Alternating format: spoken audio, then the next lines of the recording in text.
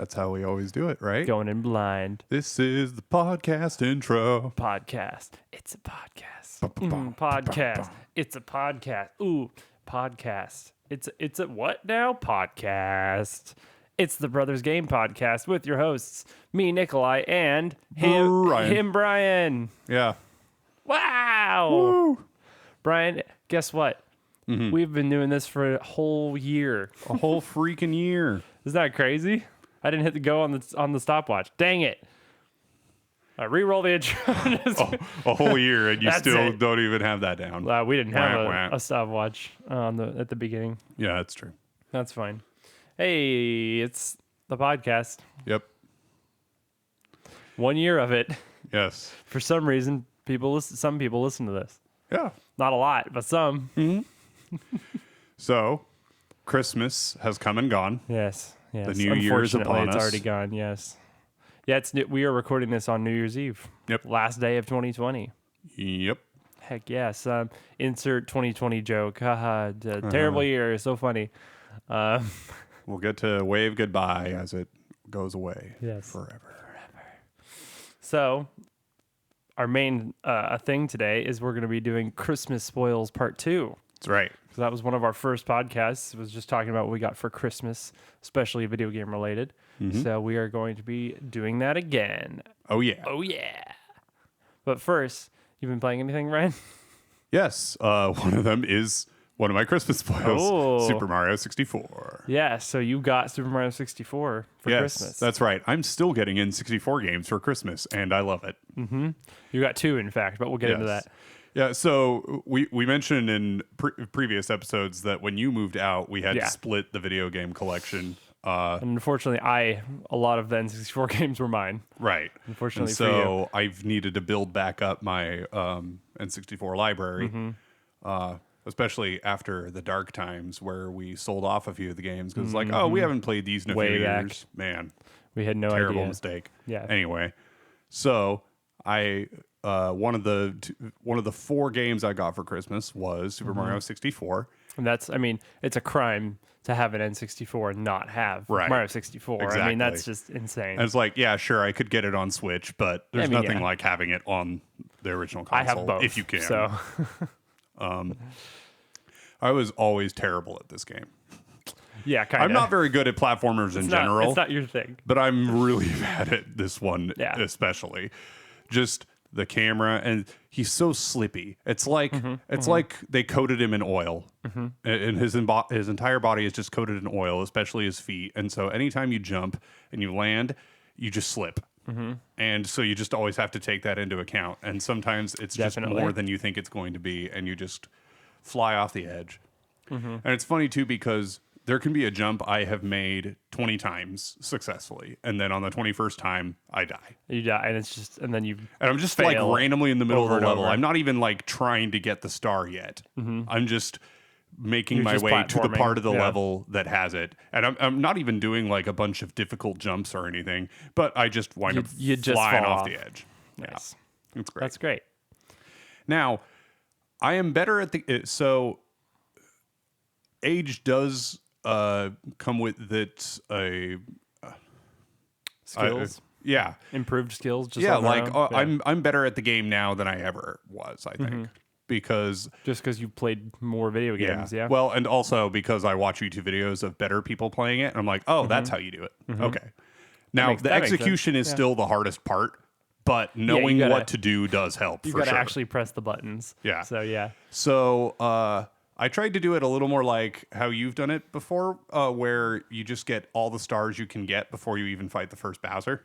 Oh yeah. I always do So I fought him with like 26 stars. that. At least, yeah. So I got all the ones on the Bob-omb level, including the 100 coin, and same on Womp's Fortress, and then actually on the snow level. I Which, love the snow level dude, personally. the race with the penguin. Yeah. I think as a kid, I probably tried that like 50 times. I feel like as a kid, it was so hard. And I tried it like 15 times just the other night. Really? But, Wow.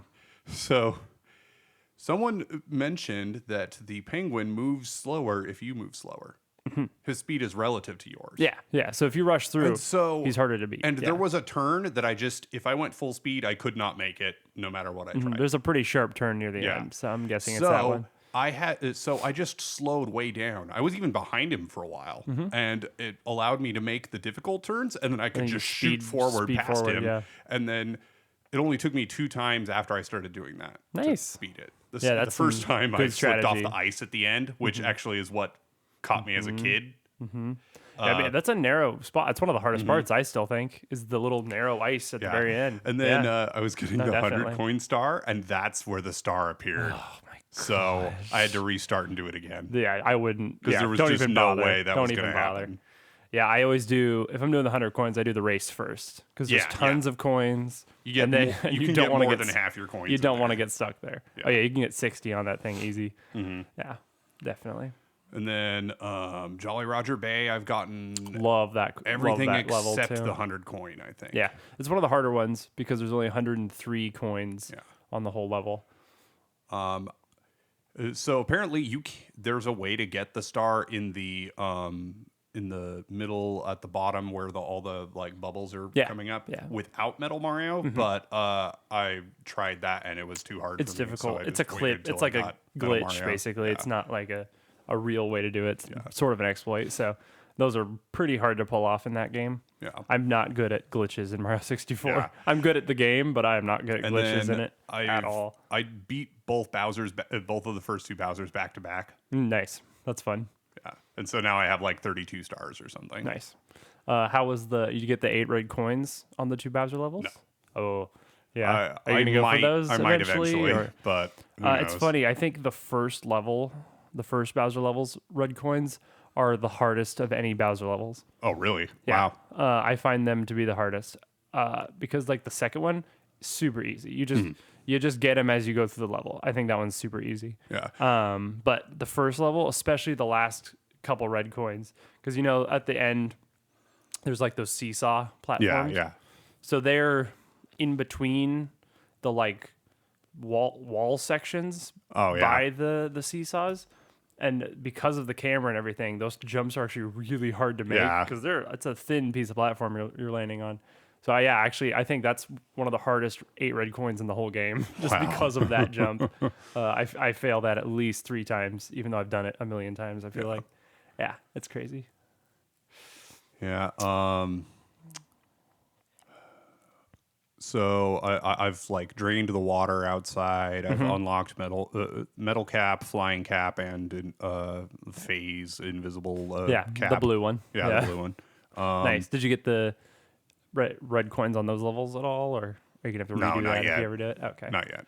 The fuzzy cap one, I always call it I always think of it as fuzzy. I don't know. The blue cap stage that has a really annoying 8 red coins too. Yeah, just because of the. Well, and Hazy Maze Cave is like a full level with full number of stars. Right. So that one I've gotten a couple on. I like Hazy Maze. I think that's a fun, cool level. Yep. So any levels giving you particular trouble? Not the same ones that did as when I was a kid. Yeah, just always. Nothing's really changed. Yeah. I'm just actually getting past these challenges. Also, so when you go upstairs and you've got to the Princess Peach painting window and do the slidey race thing. Yeah. So I never could get that second star where you beat it under 21 seconds. Under 20, yeah. Yeah. And so I was trying this time and I watched someone do it on a video and I'm like, I'm going to do it.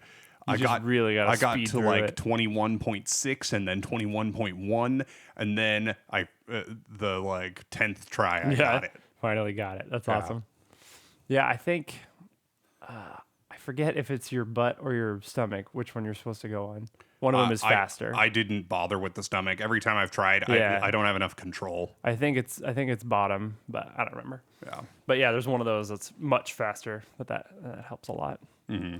But yeah, that's always a fun one. A lot of it's just cornering tightly. Oh yeah, super tight. Mm-hmm. You got to mix speed and quickly making turns. Yeah. Yeah. Definitely. It reminds me of when I got the gold cup finally on 150cc Mario 64 on the Special Cup. Which Banshee level? Boardwalk. Banshee Boardwalk, right? Yeah, I mean that's Banshee a Boardwalk, nightmare level. Like Rainbow Road is a cakewalk compared to Banshee Boardwalk. Definitely. That bridge with those super tight turns, if you fall off, you lose. You might as well restart if you fall off even once. Yeah, you're not gonna get first. No way. Yeah. And so you've got to like slow down, but if you slow down too much, they'll just pass you because the CPUs don't have the same problem you do. You have to just nail it. Yeah. Yep, so true. Like Great level, every though. other level is so much easier than that one. That one is just It's bad. nuts. Definitely. There's one of the snowy ones is pretty hard too, I think. I forget which one. Yeah, for Mario 64, I think the 2 snow levels are some of my favorites. Especially the second snow level. I actually like that one a lot. Yeah. I remember that one. The ice bully and the snowman and stuff. Yeah. Yep. The only level I actually dislike in the game, there are some that are harder than others that are kind of annoying, but the big small world, Yeah. where you can be big or small or whatever, I actually dislike that level. I thought It's just so annoying. the gimmick of it was fine. just fun. The gimmick's So, fine. Yeah. The stars are just so annoying. Yeah. Especially like the Wiggler one and just like the 100 coins is annoying. The thing is I was so it's just a bad pain. at the game that like I didn't really have any hope of getting any stars on that level anyway. So I was like, oh, whatever. Yeah, It was just like that most of one the always other levels. That one always for me. just annoys me. I don't really care for shifting sand land either. Yeah. But anyway. Yep. I'm still playing Age of Empires 2 here or there. Here or there. That's cool. Yeah. Oh, I guess that is a saying, isn't it? It just Yeah. sounded I'm really, like, wait a second. That's not that weird. It sounded really weird when you said it. Here and there, I guess, is there. maybe more. I guess that's what I than always here or say. there, but So, yeah. Anyway, continue. Yeah. So I did get a little burnt out on it when I You were playing played it through all the pretty campaigns. religiously, And then, I so. mean, I've put over 400 hours into it now. Just in the last 5 months, 4 months. Yeah, it has not been that long. Yeah. Yeah. And so I got fast castling down fairly well. Yeah. Supposedly a good time is about 16 minutes and 5 seconds, and I got about 16 minutes 25 seconds. Yeah. Which So pretty I good. think for how like low my actions per minute are or whatever, like I think that's pretty good. And I doubt I'm gonna do much better. So now I'm trying to do some feudal age rush strategies. So the opposite. Yeah. Don't castle So at all. well, I mean, you still want to get to castle by like 20 eventually. minutes, but instead of like making sure you get there by 16 minutes, you are okay with waiting until like 20 minutes because you're raiding your enemy in feudal age. Because with fast castle, you're basically skipping feudal, whereas in this is like you get to feudal a little quicker and then you start raiding your enemy. And once you get above moderate CPUs, if you want to beat hard and higher level CPUs, you probably have to do some raiding, or you have to like be able to defend yourself because otherwise they will just come in and slaughter you before you get to be before you're able to fast castle. Interesting. That's part of why fast castling tends to be a strategy that is used on closed maps and not on open maps. That makes sense. Also, supposedly, and I haven't seen any actual confirmation on this, but supposedly your score difference with the enemy actually has something to do with how aggressive they're going to be toward you. Interesting. I think there's if some they weird- have a significant score lead, that they will put a lot more early pressure on you. Huh. So there's some like actual AI like stuff you could do there. Yeah, that appears to be That the you case. could mess with things a lot.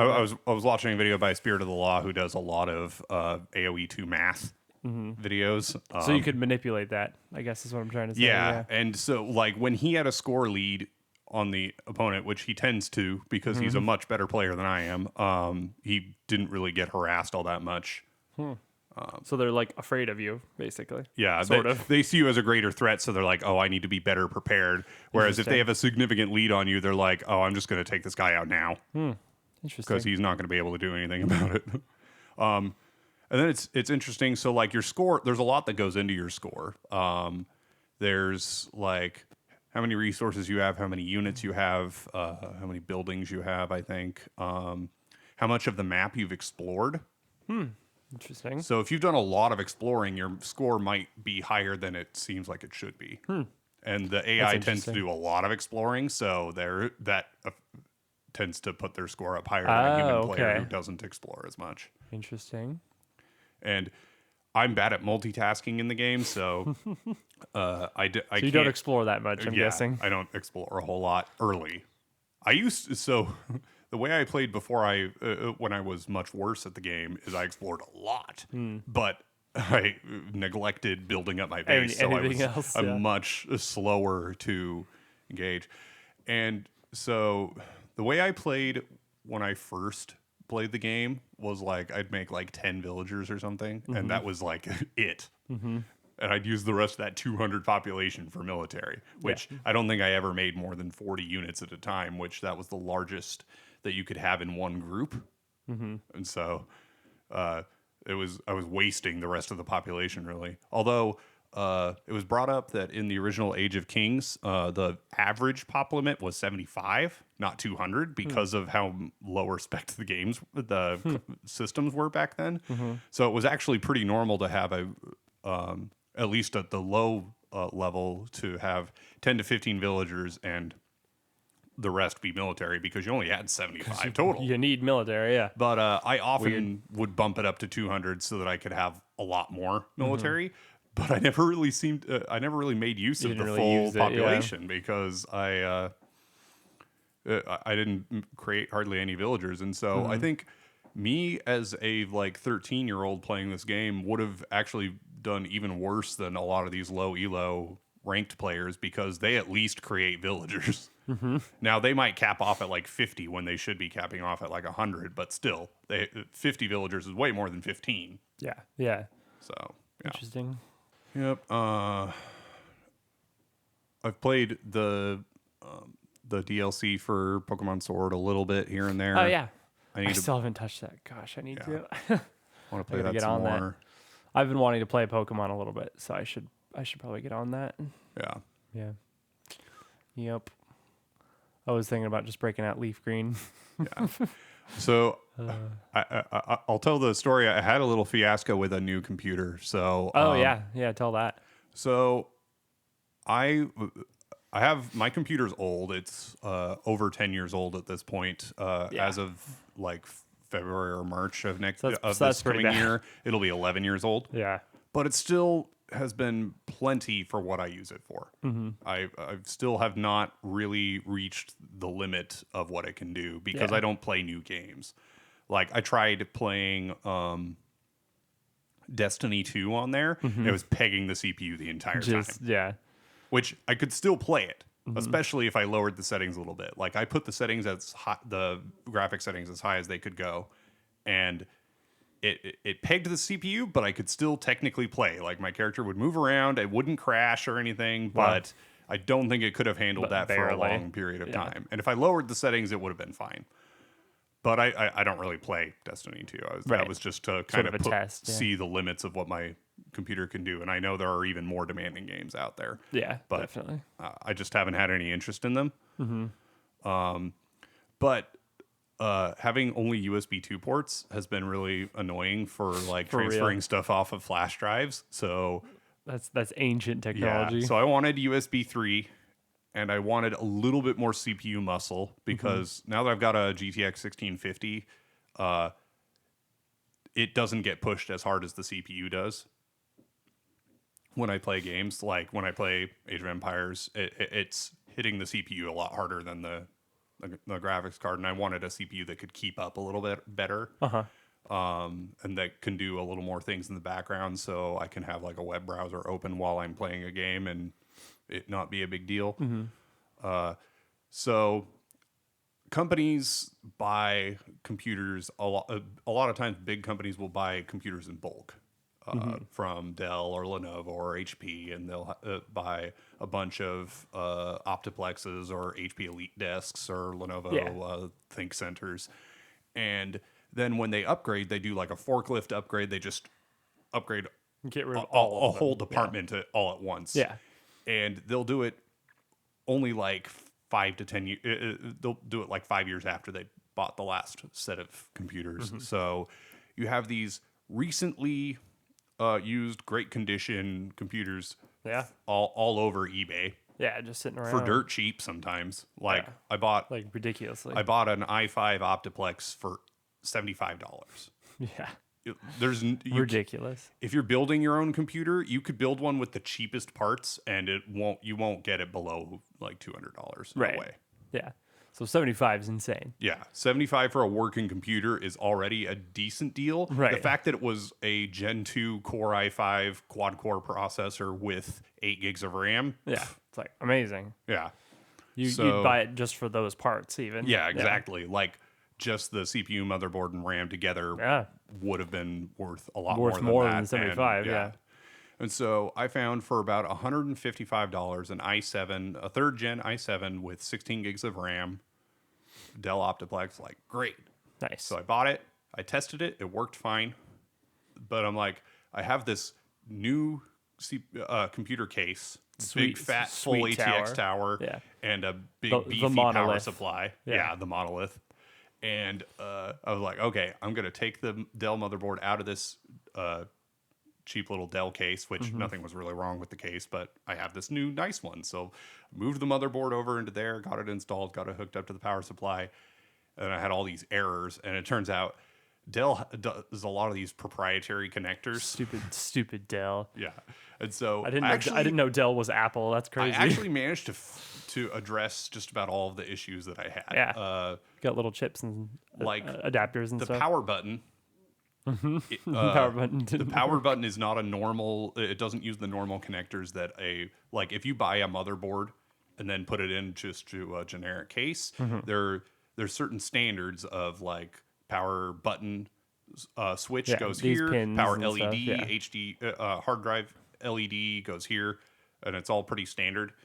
But on the Dell, it used a totally different pinout, and like you can find places online where they give the pinout and you could solder some wires together or something. But somebody on eBay was selling a tiny little circuit board with one connector on one end for the Dell and then regular standard connectors on the other end. So for $10, like I'll buy that. Yeah. So I got that, and then it turned out there was no way to make a third-party fan work. It's so ridiculous, and it has to do with like the modulation rate of the fan, because the CPU, when you plug a fan into the motherboard like reads the temperature of the case and goes, oh, okay, I need the fan to spin this hard. Yeah, and so it's pretty sensitive to that sort of thing. You can just plug a fan into your power supply and it'll just run at full blast all the time, and then it doesn't matter. Right, but it could wear out the fan. And it's louder. And so I was like, okay, so I just stuck the original fan into my new case. Yeah. So this tiny little fan. Didn't get your cool fan. And then it turns out same with the CPU cooler. So I couldn't just like drop a Noctua cooler in there because it probably wouldn't have the same like speed or whatever. So, okay. And then there was a temperature sensor for the fans that if it wasn't plugged in, it would give a fan error. So I had that plugged in. And then finally, the front panel connector, if it isn't connected, it'll give an error every time you boot up the system. Well, it turns out you just need something to be in that port. It doesn't matter if it's actually hooked up to the front panel. So I just snipped the cable and plugged it in, and it works totally fine. Just shove it in there. So everything is now working. The system boots. Perfect. You really MacGyvered this computer. Yeah. And I was like, okay, great. I did it. This is good enough. This will work. Now this is pod racing. Yes. But then I was getting some ground loop noise. And it turns out I'm getting this even on my old computer. It's just significantly louder on this computer. And it's just like way more noticeable, to the point where it's kind of unusable. So I was looking for some solutions for that. I got like a XLR isolator. That didn't do anything. I have a ferrite core coming on the way to try it. But I was like, okay, so is this all worth it? And then I downloaded Steam and I installed Age of Empires and I launched it and it crashed the computer. every single time I open the game. Like, okay, fine. So I go back to my old computer. F it. So now the new computer is my Linux test bench. And that's what it's doing. It's cheap though. Yeah. Yeah, I mean, For nothing. it's a powerful, it's a powerful machine. So it'll be fun to play around with Linux on, but I'm not sure how much I'm really going to do that. So, Ouch. In 2021, sometime I'm going to redeem myself and actually build a new system with new parts. Build a real computer. Yeah. Yeah. Speaking of, I don't have a computer. Right, you have an old gaming laptop. I have an old laptop which does not game anymore. Your wife uses for work from home. Yeah, and you have your business, I have a business ThinkPad, which is great for business work, not for gaming. Doesn't have a video. I cannot game at all on a PC. So I have 2 laptops. That's it. Now I am a console person, but especially if we're going to continue doing stuff like this and hopefully Twitch streaming someday. Maybe. Maybe. Plug that a little bit. Go follow us on Twitch. I made the account. I'll have to. We're not going to post anything. But. I'm gonna have to follow it so that I can get all the updates.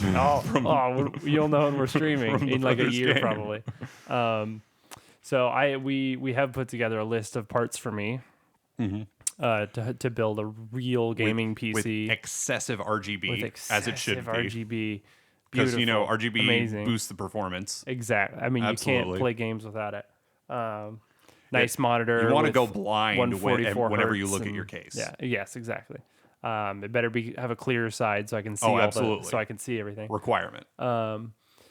So once I have $1,500 laying around, we'll definitely get that. Yeah.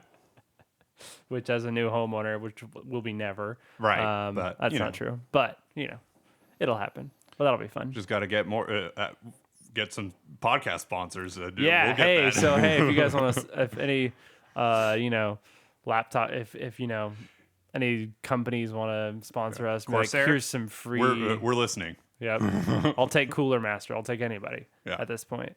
If NVIDIA thinks we're really Razer, anybody? Yeah.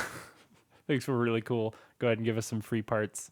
That'd be great. Thank you. Okay, goodbye, Aorus. You can totally build an all Aorus PC. That sounds good. They've done it on Linus Tech Tips, so sounds good. Yep. Linus, hey, if you want to give us some parts, hey, we'll make a video. We love your content. If you'd love to help out a small gaming channel, yep, we're blowing up. The analytics are looking good. We're about to skyrocket. I know it. I can feel it. Yeah. 2021 year of growth. Let's do it. Here we go. So make sure to share this podcast with everyone you know. Go tweet about it or something. Anyway, with all that, you want to actually get into our Christmas spoils now that we're 30 minutes into the podcast? Yeah, sure. So we talked about the one I got. One of the 4 I got. What's the one game you got? I only got one video game for all of Christmas, which is crazy. But I'm okay with it because I barely play video games because I don't have time to. And it wasn't even for Switch. I got from you Kingdom Hearts Melody of Memory, which is fantastic, even though I haven't played it yet. Right, but it's fantastic. I know it. You feel it in your bones. I was like, we're going to record the podcast on Thursday. I need to play this game a little bit so I can talk about it. Did not do that. I instead finally watched The Mandalorian, which was very good. Oh yeah, so we just watched the first half of season 2. Nice. Okay, so we're halfway through. This is not a Star Wars podcast. We will not talk about that, but it's a great show. I mean, someday we'll talk about Star Wars video games. Probably true. Yeah, there's some good ones. So and then I'm also cleaning up my house because we're holding our New Year's Eve get together at my house. Just a few hours from now. Yeah, so I'm going to do that later. Anyway, but it does look really good. I love rhythm games. So I love, Guitar Hero, all the Miku Hatsune, Project Diva games. The DDR a little bit. DDR, I played that a lot back in the day. The Taiko Drum game. Oh yeah, I love that dude. too. Donkey Konga, I loved that. So I'm a rhythm game guy. So I'm excited about that. So I'll definitely get into that soon. But I have not. I did I updated my PS4. I installed it. I updated it and everything. So it is ready. That's good. It is ready to play. That is kind of the first thing you have to do is like, okay, I haven't turned this console on in 6 months, so I need to wait for the console to update, and then after I put the game in, I need to wait for it to update. So we did our annual Halo. Ooh, yeah. This is a Christmas tradition. December or Christmas tradition, and so first thing I had to do was download a 70 gigabyte update for the game after it's already had, I think, 2 about that big already. So that's a big game. This has become the largest game I own by far in terms of gigabytes of storage. It's ridiculous, yeah. But so we played that, and we're not as good as we used to be. Let's just say that we're a bit rusty. We're a little rusty. It is good to know that some things have never changed. If you had listened to a recording of just what we said and the noises we made during the game, they would sound very similar to us at age 15. Oh yeah, oh yeah. A lot of what? A lot of I shot that guy was right there 7 times and he's still alive. Why didn't he die? It's a lot of that. Yeah, but it was fun. We played mostly 2 and 3 Team Slayer or SWAT, which was very fun. I love SWAT. I've always been a fan of that. It's all battle rifle headshots. We had a couple games where we were. I feel like this always happens. You always have a couple games where you were really good. Yeah. Like one game I had, over 20 kills. And we won and stuff like that. Pistol games did not go well for me. I am really bad with the Magnum pistols. That was better, but still, I but was not very good with it. It's nothing like using the BR is much better. Yeah. We pretty much so we were playing Master Chief Collection, and we had Halo 2 and 3 selected. Yeah. Because those are the 2 that those are the go-tos. Good at and that we enjoy the most. Yeah, I've been mostly a Halo 3 player. Yeah. So. But that was really fun. Still, despite the pain. Yeah, despite the pain, the biggest trouble I still have is just finding targets, just finding people. It's like as soon as I saw an enemy, I died. That's about right. That's not fair. I couldn't even find anybody to have time to kill anybody. I'd be killing people if I knew where they were. Yeah, I think it might have been this is totally just an excuse, but I think split screen it totally was a problem. We definitely each need our own screen. That was it. We would have been 10 times better. Yeah, absolutely. Man, it happens. We were gonna play the campaign, and then we just ended up playing matchmaking for 6-7 hours or something. Yeah, something like that. It was a while, but it was fun. It was good. That was good. Yeah. What else did we do? It was fun replaying some of those old levels. There were some I hadn't played in years. Yep, I like a lot of those classic maps. Yeah, some of the later Halo 2 ones, I was like, I don't know if I've ever played this level. Like, what is this? Some the last DLC maps and stuff. Also, some of the levels on the Halo 2 remastered look so different that they don't even feel the same. Yeah, it's insane. And there's so much shading on Halo 2 Anniversary. I couldn't tell what was human and what was need to rock turn the and contrast stuff. up or something. I need to be able to someone walking around in really red or hard to blue see. armor shouldn't blend in as well into this green and brown landscape. Yeah, it was really hard to see people. I guess that's just because we're not used to it too. Yeah. But I do remember when Halo 3 came out, around that time in gaming, late 2000s, game developers were like, we'll make the games look better by making everything 10 times brighter. All they did was just make everything brighter and it's better graphics. Okay. I'm being blinded by white light. I guess that means the graphics are better. Good. Nice. So yeah, what else did you get? What else did I get? Because I got no other video games, so you have to say the video games first. Yeah. So I got Mario Party 2. So now I finally have the first 2 Mario Parties again. The best Mario Party. Yes. 2 is probably the best. Everyone knows that. I mean, 5's great, but because we had Mario Party 2 in our house growing up up until you moved out. Yeah. From the day we got it to the day you moved out. I think it was for me. It was either my birthday or Christmas or something way back when. I didn't have the original Mario Party for a long time because I sold it at one point. Because I think it was like when I play Mario Party, I play 2, so I don't really need the original. But then I was like, dude, I need the original back because some of those levels and stuff, it's just fun. Yeah, definitely. I mean, it's terrible, but it's fun. It's really one of the most bad. punishing games I've ever played, really but bad. it's fun. I promise. Yeah. For real. So anyway, I have that now, and Which is cool because it'll be interesting to replay. So like we unlocked everything in Mario Party 2, like I don't know, 12 plus years ago. At least, yeah. And so every time we beat the game, every time we complete a game, we get all these coins that are worthless because you can't spend them on We have anything tens of once you've thousands unlocked of everything. excess coins. Yeah. So I finally have a copy of Mario Party 2 with nothing unlocked, and So now we can unlock everything. I wouldn't mind playing that. I love Mario Party. It's funny when I turned on my copy of Super Mario 64, the new one I have now. I could tell the previous player was actually good at the game because he had 2 files with 120 stars and a couple other files with a lot of stars too. Like, oh, well, I'm deleting all this progress Yep, so that I can not. so that I can be way worse at the game. You think you've ever gotten all 120? Oh, never. Okay. Not even close. I got probably 73. Nice. Yeah. Yeah, I'm playing through it on the Switch not too long ago, and I was already I'm like at 80 something. Yeah. Yeah. I was. It is fun. I love playing that over and over. I had to get like past a hump just to unlock the top floor and even have a chance to fight the last Bowser, let alone get anywhere near 120 stars. When I was a kid, and now I'm only at like 35 stars, so I've got a ways to go yet on that.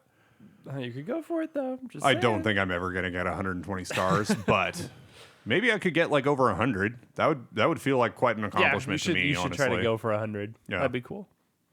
That'd be cool. And I want to try to finally beat the final Bowser. I've gotten to him and fought him like probably 4 or 5 times at least when I was a kid, and just never could beat him. You gotta hit him 3 times instead of just once. And dude, Like, whoa. I was fighting the first 2 Bowsers. It was so hard for me to just actually hit one of the bombs. I still do that. Yeah. I think it was like the second Bowser fight, the lava one. I'm pretty sure I threw him off the edge right next to a bomb like 6 or 7 times. That's about the same for me. So I still do that. It takes a weird amount of so concentration annoying. to spin the control stick.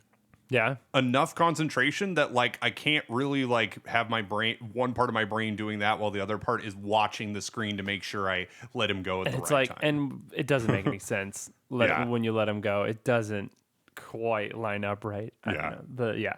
The geometry on that is, I think, a bit off.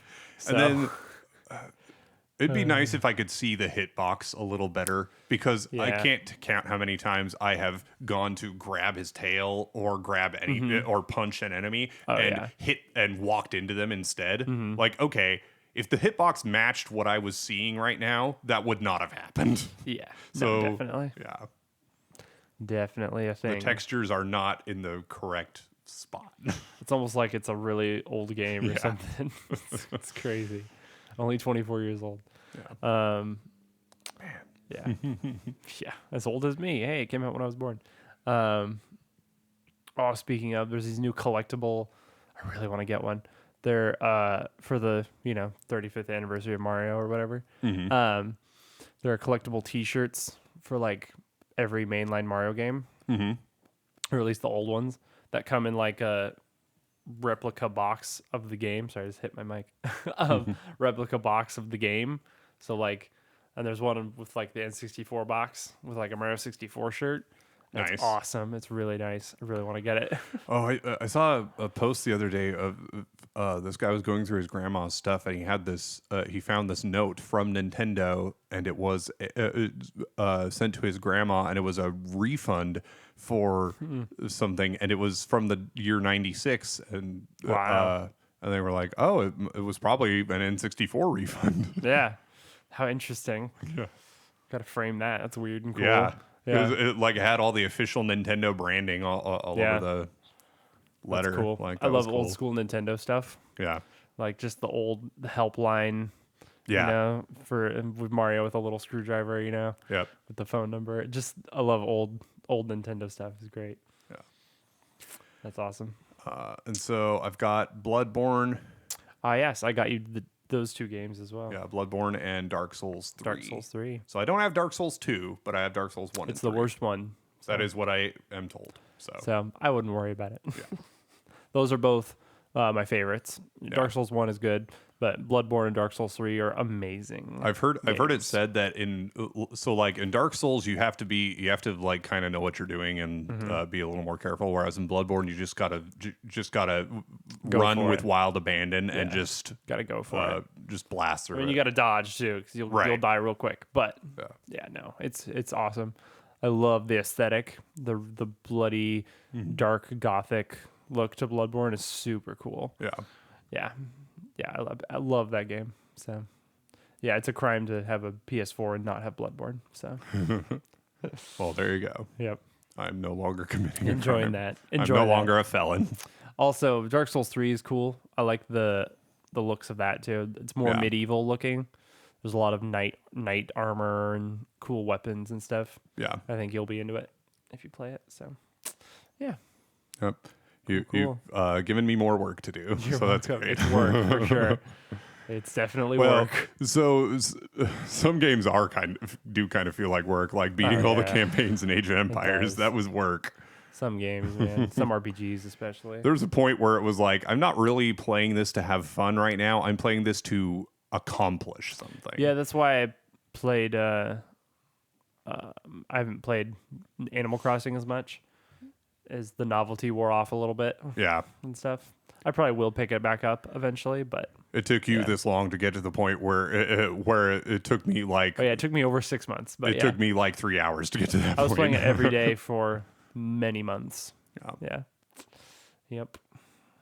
It happens. Yeah. What else did you get?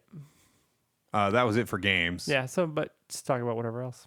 Oh, okay. Well, so I got a standing desk, one of those ones where you just push the button and it goes up and down, and that's awesome. So I've wanted one of those for a while, and part of it is just that the standard desk height is like just like an inch and a half shorter than what the ideal height would be for me. It's such a small change, but it makes a big difference. And so I can get super picky about exactly totally how precise, high the desk is, so I can like adjust my chair height too.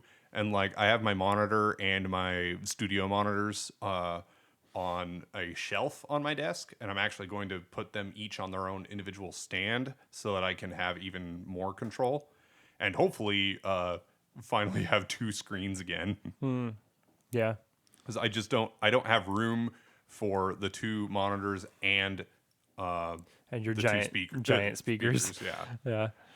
Nice. I could only barely fit a 22-inch monitor in between them. Yeah. I couldn't even do a 24-inch.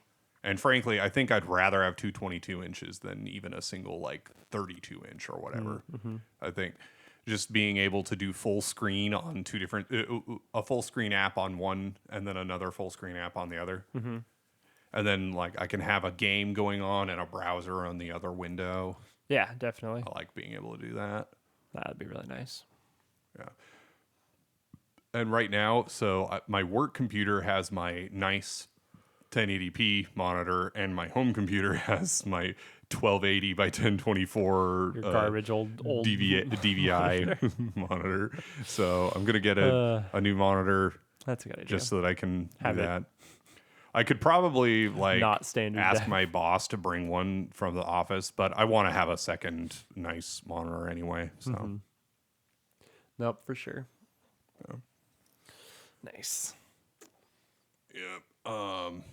And I might even do like a 144p display because my current 1080p one is just 75 hertz. So I might get one a little faster so I can get those frames, get those headshots. Gotta get those frames, man. Yeah. Gotta see you see them coming, Yep. Pop. That's good stuff. Get those headshots on Age on of Empires. on Age of Empires. Yeah, man. You gotta throw Trebuchet down. snipe, even better. Dude, definitely. Dude, I love it. So sometimes I would play a campaign, and the AI would start targeting individual units with their trebuchets and kill. Like, I remember they killed a villager with a trebuchet, and I'm just like, why? Why did you do this? Such overkill. That's awesome. Yeah. So, I'd really like to do a Pokemon stream at some point. I might even just do this on a personal account. I'm not sure I'll get any watchers, which would kind of defeat the purpose, but whatever. That's how you it start might just out, be though. an easy way to put a YouTube video together, though, is like stream it first, and even if nobody watches, just post it on YouTube, post that to YouTube, and then it stays archived on your Twitch channel for a while. Yeah, that too. Not that anybody really goes back and watches VODs on Twitch, but I do. Oh yeah, all the time. So who knows? Maybe somebody will watch it. Yeah, some people do. There's 3 different ways I would do it. There's either just the way I normally play, which is I catch a Squirtle, I catch a Pikachu, and that is all. And I just blast through the game with those 2. And I beat it in under 6 hours. So you could do the speed method. Yeah. Then there's the method that I tend to use when I play new Pokemon games, which is I catch every new Pokemon that I come across. I get a team of Pokemon that is a good balance between ones I like and ones that are strong. Because I don't I often like Pokemon that happen to be really good stats wise. Yeah, but same here. But sometimes there's a Pokemon that's really good that's just really dumb looking, and I might not necessarily use them. True unless I feel like there just isn't a better choice. I wouldn't be caught dead with a Hypno. Really? I know you like him. Oh, that's funny. Nope, never. There isn't really a Gen 1 Pokemon I'd be unhappy to have on my team, with maybe only a few exceptions. Yeah, like Mr. Mime. Mr. Mime is bottom tier psychic. Got him. Sorry to any Mr. Mime fans, but yeah. Oh, also Fearow. I know you like Fearow too. Oh, I love Fearow. I would never play with a Fearow. He's so strong. He's ridiculous. He's really good. He's great. He's the best flying type in the game. I would never use him. Anyway, continue.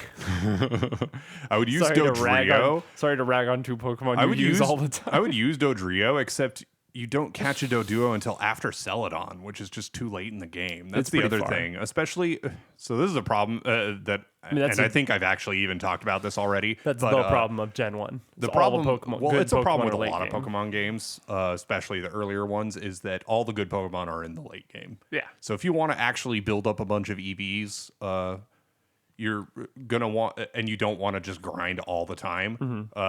You want to get most of your team together early on, and so I tend to just I build up my initial team as early in the game as possible, and then that's it. And they carry me through the whole game. Well, for me, it's the adventure aspect to it. Yeah. I'm going on this adventure with my team of Pokemon. Yeah. If I get it right outside the Elite Four and it's on my permanent team, well, I don't know this Pokemon. Yeah. We don't have a bond. Yeah. I just fought the Elite Four with you because you're strong and cool. Yeah, exactly. Yeah. No, I need a team. Yeah. Now there is an exception for legendary Pokemon. Sure. But I never use legendary in my team. So when I was a kid, I always did. Well, yeah, because you wanted raw power. You were Thanos when you were a kid. Yes. He's like, give me all the power. I have no feelings. Give me. Of course. Yes. I like a Zapdos was pretty much a pretty long standing member of Zapdos is cool. Team. And then when I first played Pokemon Stadium and I used a lot of pre-built teams, a lot of like rented teams, I guess they're called, in the game. I used Moltres a lot because he's just strong. He has one of the highest stat totals in Gen 1 besides Mewtwo and I think Dragonite. Nice. And yeah, he's just fast, he's strong, he's got Fire Blast. Oh yeah, he's awesome. So speaking of Twitch streaming and Pokemon and rented Pokemon, I think we should do that thing I was talking about someday when we stream. Is playing through random rented team in Pokemon Stadium. Oh, yeah, God. It'd be so fun. It'd be so painful. You would hate it. It'd be hilarious. Oh, I mean, like I'm totally up for it, but man, I think that it'd would be really be fun. Tedious because Here's the thing: Pokemon Stadium is really freaking tedious, even if you have a great Oh, it's team. pretty tough. Yeah. Some of those cups, man. Yeah, it's not always necessarily difficult or challenging. It's just really tedious. Yeah, so that'd be really fun. We'll But, definitely do that someday if we get it, if we really get into streaming. And then the third way to play would be Nuzlocke. Of course, I've never actually finished a Nuzlocke playthrough. Yeah, I'd me really either. like to. That'd be fun. Maybe do Leaf Green or something. It's funny. Nuzlocke made me realize like which trainers are actually really strong in the game. So just random ones. The first time I wiped in a Nuzlocke game was in Mount Moon. There's a rocket with a Raticate. Oh yeah, Raticate the Hyper Fang Raticate. He's really underrated. He's really strong. He's super strong. He's like and I think Especially a lot for of early game. a lot of kids who played the game for the first time realized that, and like I'm sure a lot of people have beaten the game with Raticate just because he's ridiculously strong for a low level Pokemon. You can get Hyper Fang very early. yeah. And of course, this rocket has like a level 16 Raticate, which I'm pretty sure where it's at evolves at 20. So Yeah. It makes cheating. no sense. But yeah. Weird, a rocket guy's cheating. Yeah, shocker. And then I've said this plenty of times before. Misty is definitely the hardest gym leader Absolutely true. in Gen 1.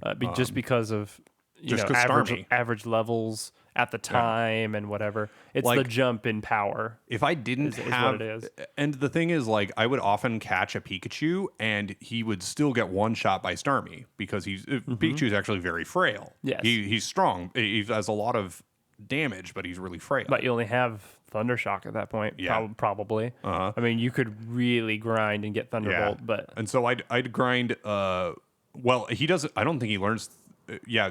I don't think any Pokemon except maybe Zapdos learn Thunderbolt naturally in Gen 1. Oh, in Gen 1. I think in Leaf Green he does learn Thunderbolt, or at least Spark on his own. But yeah. So I think Thunderbolt was TM only in Gen 1. That makes sense. If I remember right. So it'd have to be Thunder if it was by level, which good luck. Grind up to like level 40 something. Use Thunder. So what you'd one shot her at least. What I'd often do is grind up Wartortle to level 24 where he learns Bite, and then do that. And that because you've got both a strong normal type move and a 3-level lead. So then I love stories of there's somebody who like made a whole article about this. They did it in FF7 also, but they took their starter and between the start Route 1 and like Viridian Forest before Brock, they grinded until they had a level 100 Charizard. Oh God, that would be. Could you imagine weeks of your life? Oh yeah. So like maybe months, and they blogged it, and what they do is they just treat it like a little hobby on the side, like while they're doing something they'll like grind for an hour or so every day. Wow. And it's just sort of like a fun thing. And in a year or two, you'll have a level 100 Charizard. Oh my god. So someone did the same thing in FF7. And in the first Mako Reactor place, they grinded Cloud and whoever else is in your team at that point. It might be just Cloud. Or at least Barrett, I think, might be in your team. Yeah. I think it is just Cloud and Barrett in the But they grinded dungeon. to level 100. Yeah, wow. In the first Mako Reactor spot, or at least 99, I think is the max. But yeah, they just, and it was like a year, I think it took them. But I think that's hilarious and awesome. Like I don't even get to max level in a full playthrough in either of those games. I pretty much always go for it in FF7. Go for 99 when I fight Sephiroth. I did. The first time I did it, I did that, but that was after 100 hours of gameplay. Yeah. So. Oh, definitely. Yeah. Anyway, Christmas spoils. Yeah. Do you want to talk about that more? Sure. I haven't talked about any of mine. So. Well, it won't take long to go through the rest of mine. So Yeah. I got the desk. I got a tool chest, which nice one. I didn't own one before. So all my tools were just in random drawers and stuff. So now I've got a nice tool chest. Yeah. So that's pretty cool. I actually need one of those too. So. Yeah. And then I got a food scale because You know, Nerd. I've spent really the last 2 years, but it's especially the last 6 months or so, trying to lose weight, and I'm Pretty the lightest seriously. I've actually ever been in my adult life, which is pretty cool. And so, yeah, weighing You're my making food progress, is yeah. a big part of that. So, yeah, Yep, that's awesome. Making progress. that's right. Well, for me, I actually wrote a bunch of stuff down because I always forget what I got for Christmas. Even if I'm really excited about Christmas is always a it, I blur. always forget what I got. So We I got, don't even drink on Christmas. It's just It's true. No, we don't. it's just there's sugar and there's children and there's wrapping Running around paper and and we having just fun don't know and- what's going on. Yeah, it's crazy. It's madness. So I got Kingdom Hearts, as we know. Very cool. Very excited to get into that. I got a Hanafuda card set. Oh yeah. So I love Hanafuda. And not just because Nintendo started making it. It's just a good game. I Yeah. really love playing Koi Koi. So I have like 3 sets of Hanafuda cards of different styles. But Mom got me the Mario set. So it's a classic, the classic art for them, but with like Mario characters added in, which is really cool. Very very well made. Like the best one is like the Moon Bright card, which usually has like a big white sun on it, but it's like a big boo on this one. Anyway, it's great. I love them. So I got that. If y'all don't know, I collect Monopoly games, and I've been doing this for many years. Yes, you have quite a few. I have quite a few. Before Christmas, I had 37 different Monopolies. Some of them are just classic versions in just different styles, but a lot of them are like the themed Monopolies. So I have Mario, I have Zelda, Pokemon, and all that. Tons of other ones. But I had 37, and I got 2 this year, and they're both fantastic. So I got the Godzilla Almost to Monopoly. 40. Almost to 40. I'm at 39. Yeah. So I got the Godzilla one, and that's a really cool new one that just recently came out. So that's got the best part is the tokens. All the tokens are really nice miniatures of different monsters. So that's really cool. We've been Godzilla fans our entire lives. Absolutely. We'll probably talk about Godzilla sometime in a podcast. But I also got. We've even played a couple of Godzilla video games. We so there have. you I go. love some of those. I also got a Godzilla board game. It's a newer like strategy card game called Godzilla Tokyo Clash. It's been super popular lately. If you're into tabletop gaming at all, that's a really good game. We played through it once, and it's very cool. The other Monopoly was. Were you going to interject something?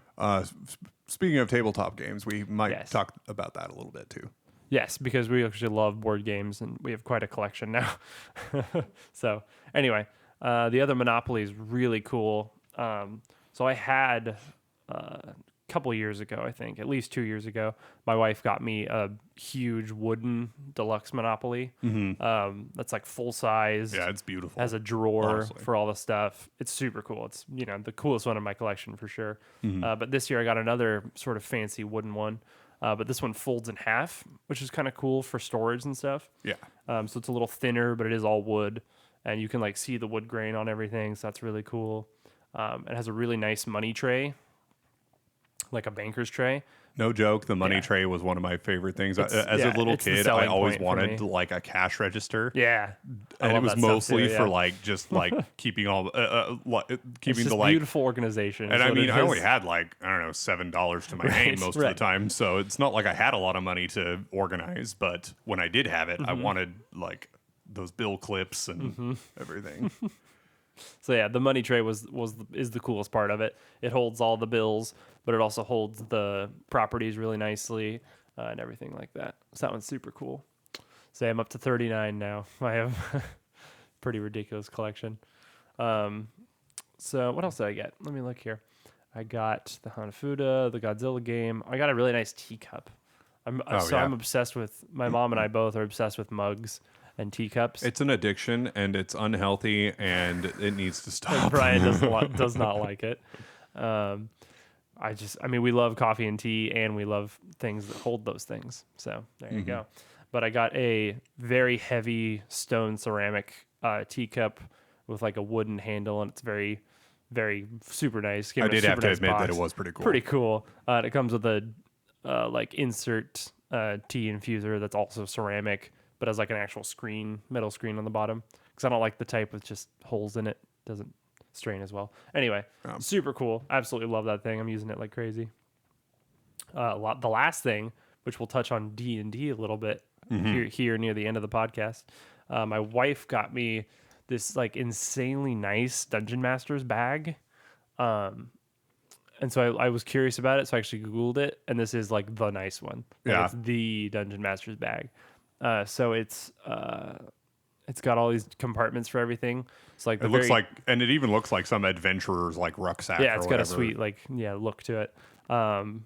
So the very top can hold like up to like 12 miniatures with like foam, and like it's super nice, and for that. We don't even use miniatures yet, but I will now that I can store them well. Yeah. Might as well. The stress of painting a miniature, like oh, for real. Oh my gosh. have to make it perfect.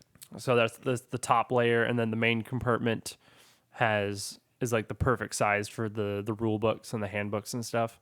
And then also for character sheet binders and whatever else you want to put in there, notebooks and whatever.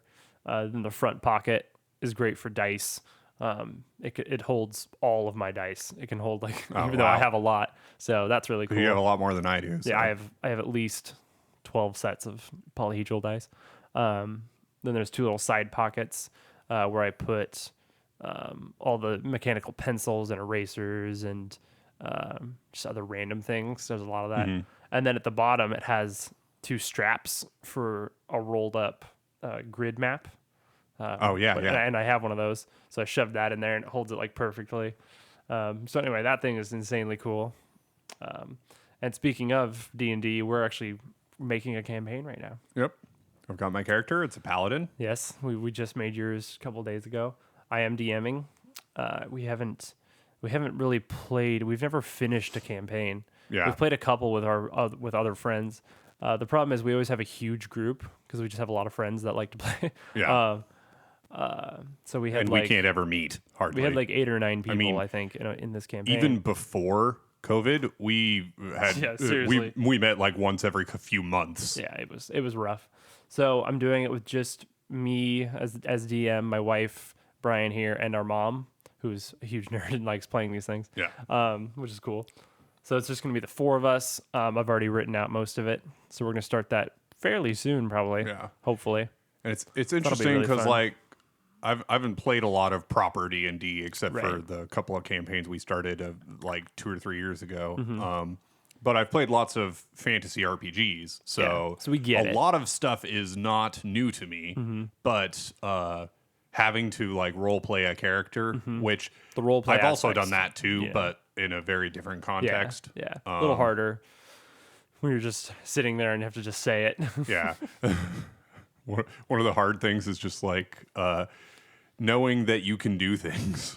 Like I remember we went through this huge ordeal, and finally our DMs were like, you could have just been like, you could have just walked up to the guys and acted like you owned the place, and it's like, oh yeah, instead of trying to sneak around and Yep, I feel like players always. But that's like classic D&D. Yeah, make up a more complicated way when you could have just asked, and it would have been fine. Yeah, it's like this guy's an idiot, and you had no idea. It would have been like DC 5 to convince him or whatever. Like it's like, oh crap. So just pay off the guy. You've got the gold for it. Yeah, he doesn't care. Yeah, so. But we're sort of doing it as a learning experience, just to sort of practice D&D a little bit. Yeah. So, yeah, I've tried to put together a lot of simple tasks and just like classic role playing, and just to learn everything better. We're starting at level 1 with these characters, which is good for your so you don't have too many abilities you have to remember. Yeah. Because if you start at a higher you get level, like option paralysis if you have to start at like level 5 or even 3. You have a lot of options. So when you're like, okay, I have 8 spell slots and I don't even know what any of the spells do. Yeah, I don't remember any of these spells. So it'll be good. That'll be really fun. So yeah. Yeah. And it's funny, my wife's not even really a huge game player. I'd say Mario 64 is what she knows best, actually. Yeah. As far as video games, and she really doesn't like board games much, just because she didn't really grow up with them, like we did. We're obsessed with them because we've been playing them our whole lives, basically. Right. But D&D she's getting into and is excited to try, so that's cool. That'll be fun. She's a huge, fantasy sci-fi fan, so I like that helps. D&D, I mean, kind of anybody can get into it. I mean, I guess there is a lot to remember when it comes to roles and stuff, but if your DM if your dungeon master is really nice and like helpful. Aware of this and helpful, like even that's not that big of an issue. Yeah. So Yep. Yeah, I'm gonna try to make it just a fun playthrough. It doesn't have to be too serious, like, not that I'm gonna fudge dice rolls the whole game, but also, Yeah. Anyway, so yeah, that'll be fun. That's mostly what I got. I got some other random stuff that I can't remember. I got a Monopoly card game. That doesn't count as a Monopoly. Does not count, but it's a good game. So yeah. Doesn't count towards the total. No, does not. So anyway, that's that, I guess. Yeah. Anything else you wanted to mention? So I'm not sure there's. I think the only way to get in touch with us at the moment is our Twitter page. So Twitter's great. If you have Twitter and you use Twitter, please let us know if you and also let us know if you're interested in us doing a Reddit subreddit or a Discord or something. Definitely. If you're because we haven't really gotten a lot of engagement, and I think part of that is just because you can't leave comments on Spotify or Apple Music. Right. So, exactly. And we would just love to, get that engagement going because if you guys are interested, we love the gaming community aspect of everything. So anyway, it'd be really fun. So you can follow us on Twitter at the Brothers G Pod, which is our Twitter handle. You can find a link to that in the description, I'm sure.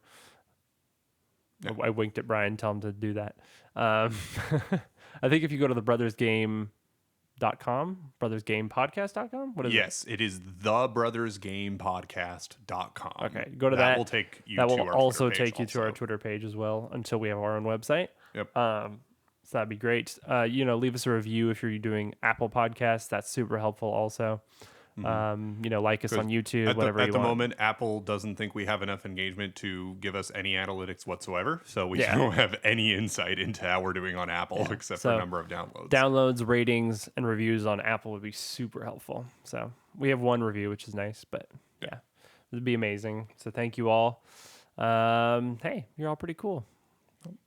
I guess that's it, huh? Yep, guess so. All right. Well, thanks, guys, for listening. Signing off. We will see you next time. All right. Bye-bye. Bye.